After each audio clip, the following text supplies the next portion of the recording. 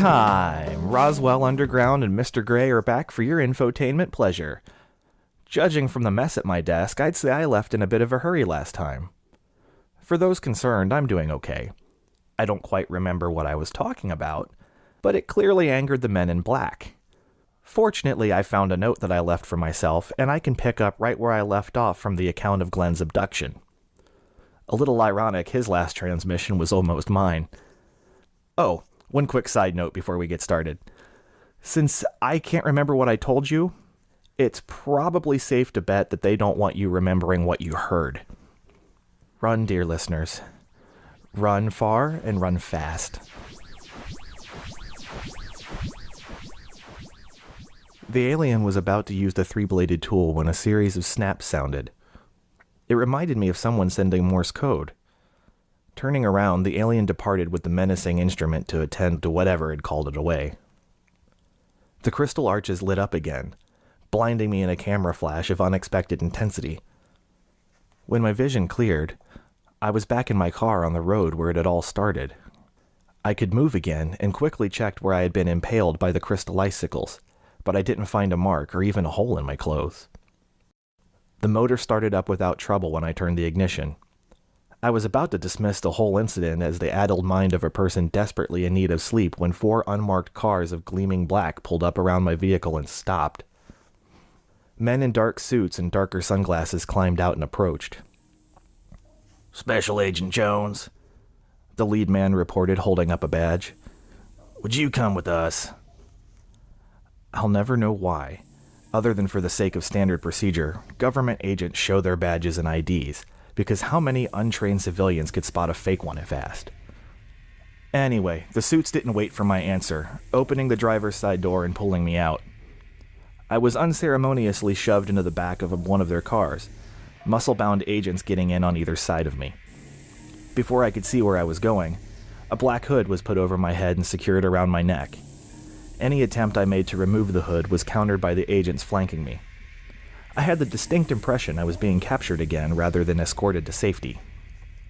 I had no choice but to wait and see how things would unfold. The agents drove for some time, possibly to be certain they weren't being followed, or simply to confuse me to the point I wouldn't know where they had taken me. Eventually, they arrived at their destination and I was muscled out of the car. We passed across gravel and into a building with a hard floor, but because of the hood, I couldn't see whether the floor was tile or bare concrete. A door opened, and after a few more steps, I was pushed down into a hard metal chair. The door slammed, and the hood was pulled off. The room where they had dropped me off was bare, gray concrete.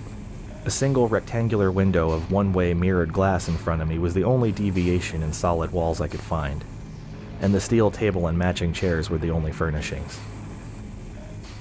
Agent Jones sat down in front of me with his back to the mirrored glass. His eyes were concealed behind his black sunglasses, and his expression was unreadable. "Mr. Gibson," Jones began, folding his hands on the cold steel of the table. "What can you tell me about your experience tonight?" "Why?" I asked on return. Government agencies were known for keeping secrets in regard to the existence and visitation of alien life. Considering they'd kidnapped me, taken me to a secret location, and only my captors knew I was even there, I had to be very careful what I said, or they could simply make me disappear. "We're concerned for your welfare," Jones replied. "Additionally, we're interested in how your experience may affect the citizens of this great nation if your story were to circulate." I understood what Jones was after. He wanted to know if I'd talked to anyone about the existence of aliens if they decided to let me go. They knew aliens existed. They knew I'd been taken. But they didn't want the truth. They wanted my silence. A sudden thought came to my mind. How did the agents show up so fast when the aliens put me back in my car? Had they been tracking the ship responsible for stealing me away, or were they in communication with them? I looked suspiciously at Jones, staring hard at the dark sunglasses, and noticed a faint glow of blue through the tinted material. It was in that horrifying moment that I realized the truth. They weren't covering for the aliens. They were the aliens, and I'd been captured for a second time. It took all the control I possessed to keep my face from revealing that I knew the truth. I was more certain than ever that I would never leave the room alive if I opposed them, so I told the agent what he wanted to hear. I denied everything, said I dozed off at the wheel and had a weird dream.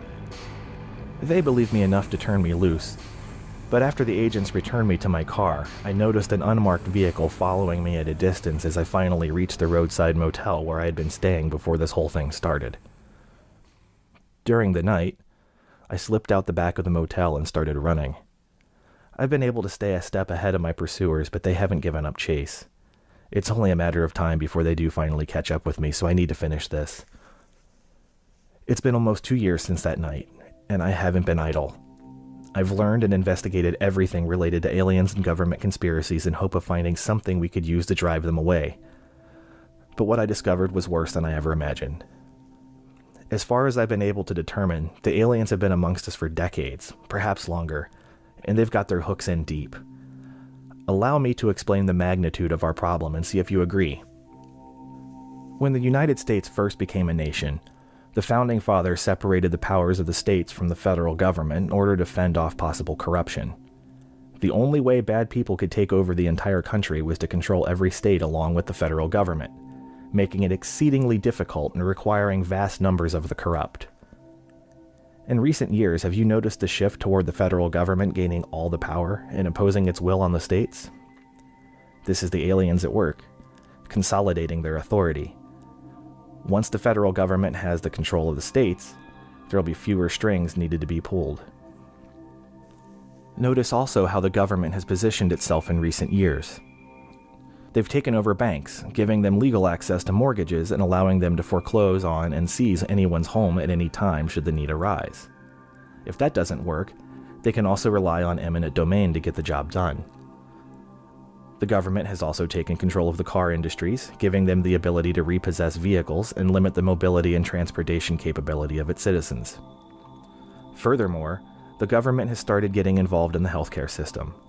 Now they're gaining control over the medicine needed by people to survive, and everyone had better do as they're told or they won't get their pills. Are you aware of the number of people with smartphones? Take a look around sometime. It's a terrifying thing. Location services allow you to always find where you are and where you need to go. Convenient, isn't it? It also allows whoever has control to track the holder of the phone wherever they go at any time. In the name of security, they have thumbprint scanners to make certain the right person is using the phone. But to verify the print, there has to be a master file for comparison. Everyone who has such a scanner on their phone has been fingerprinted and GPS tagged. By correlating location data of multiple people, you can monitor who is meeting whom and where it's taking place, ensuring no one can conspire against the aliens without their knowledge. Security systems for people's houses allow the homeowner to monitor the interior by way of a remote security camera and even unlock the doors with the press of a touchscreen. The aliens are controlling such things. They watch when your kids get home, knowing when they're alone, and they can get to them or you with the press of a single touchscreen command. Who do you think invented such radically advanced technology? We've become so dependent on such things, tying everything on our lives to those phones.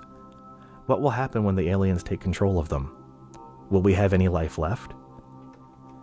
They've created technological shackles, and we're willingly putting our hands into them. The F-117 stealth fighter was originally test flown out of Area 51. I'll give you 3 guesses where its technological innovations came from. We have recently been using in greater numbers unmanned drones armed with cameras and weapons. By themselves, the drones and stealth fighters seem just like ordinary pieces of advanced military hardware. But they're more like pieces to the puzzle, and I've discovered how they fit. Imagine the devastating possibilities if stealth fighters were able to become remote-controlled drones. Fleets of virtually invisible aircraft controlled not by human pilots but by aliens. This is their plan. When the alien ships are detected, the tech will be unveiled and distributed worldwide for global defense, but the aircraft produced by the militaries of the world will be under command of our conquerors, not us. The fly isn't supposed to help the spider build its web, but we are, even now. I can hear them pounding on my door. They've come for me and my story is ending. Where it goes from here is up to you, Mr. Gray. You and your listeners. You have to get the word out. Many won't believe, and it's because the government had been very good at muddying the waters. They know they can't destroy the truth, so they flood the area around it with lies intentionally designed to be discovered as fabrications. In this way, people become accustomed to rejecting the stories outright. So when they actually hear the truth, they don't listen to it and simply disregard it along with the rest. Now that they've come for me, they'll be looking for you as well. The aliens will trace this email to your radio broadcasts. One way or another, they will try to silence you too. Don't let them, Mr. Gray. Spread the truth far and wide, loud enough to be heard above the lies trying to choke it into silence. Many like myself will be lost in this fight. But if we reach enough of the people with the truth and move against the enemy before their noose tightens around us, it will not have been in vain.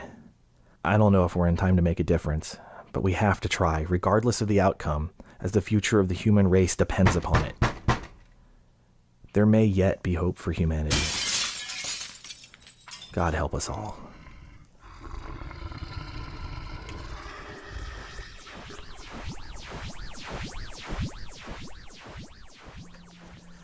And we're back. Well, that sure sounded dire, didn't it? Sure makes me glad I'm sitting here in this fortified bunker. Stay safe out there, listeners. You never know. All right, that's Oh, enough come out of on, you not for one again. night. Jones, Don't you guys get the have papers, anything Jones, better you to get the do? tapes. I'm gonna flash him. Watch your eyes.